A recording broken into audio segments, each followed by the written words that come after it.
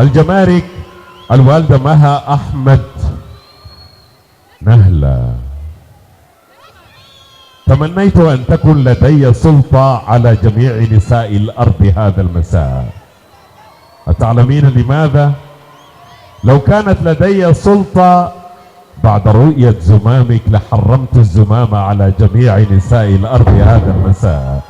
الخريج نهل الرشيد آدم موسى.